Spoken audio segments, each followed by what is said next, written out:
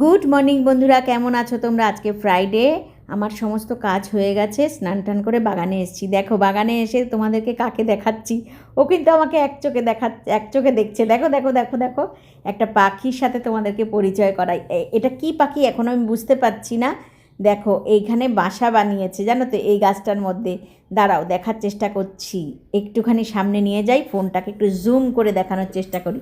এক চোখে আমাকে দেখছে এই পাতার আপডাল থেকে, জানো তো। দেখি পাতাটাকে আমি একটু সরাই, জানি না উড়ে যাবে নাকি, হয়তো উড়ে যেতে পারে। উড়ে গেলে এবার দেখতে পারবো বাচ্চা আছে নাকি, মানে ওর বাসার মধ্যে।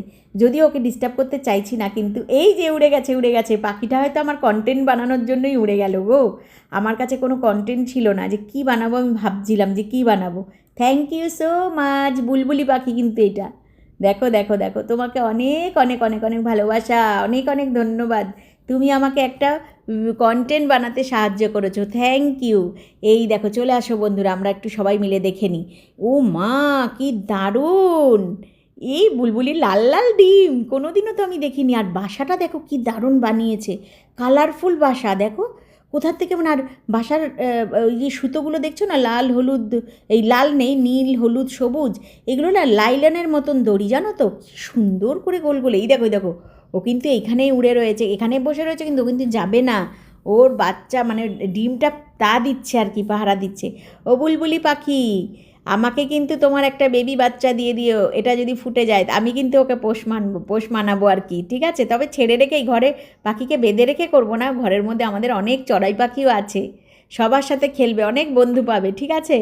তো চলো চলো চলো, তুমি এখানে বসো, আর মুখ মুছতে হবে না, আমি সরে যাচ্ছি। এসে পড়ো, আবার চলে আসো, নির্ভয়ে নির্দ্বিধায় আসো, আমি কিচ্ছু করব না। জাস্ট আমি একটু সবাইকে দেখাবো, আমার বন্ধুদের সাথে একটু শেয়ার করবো তো তোমার ডিমগুলো, তার জন্য আমি দেখাচ্ছি, ঠিক আছে? আবার এসে পড়লো, দেখো বন্ধুরা, আমি ওইদিকে গেছিলাম, আবার এসে বসে বললো। দেখো দেখো দেখো, কি দারুণ! আমি কিন্তু কোনোদিনও দেখিনি। তোমরা কি কেউ দেখেছো বুলবুলি পাখির ডিম?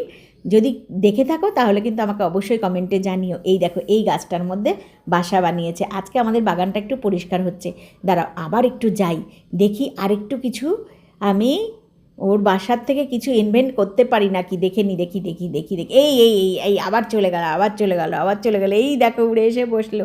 যাও যাও যাও যাও, দাঁড়াও ওখানে বসো, আমি একটু আবার একটু তোমার বাসাটাকে আমার বন্ধুদের সাথে জুম করে দেখাই, ঠিক আছে? উড়ে গিয়ে ওই ডালটায় বসলো, জানো তো। এই দেখো, এটা হচ্ছে বন্ধুরা রুদ্রাক্ষ গাছ। আর বাসাগুলো এত সুন্দর বানিয়েছে।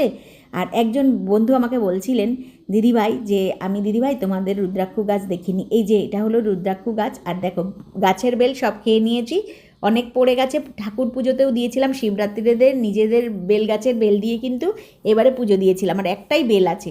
পেঁপেগুলো দেখলে একটা পেঁপে কিন্তু কেমন যেন, পেঁপেটা খাবো না, তো অন্য পেঁপেগুলো দেখি কি হয়। আর এই যে আজকে ফ্রাইডে, মাকে সাজিয়ে ফেলেছি, সন্তোষী মাকে।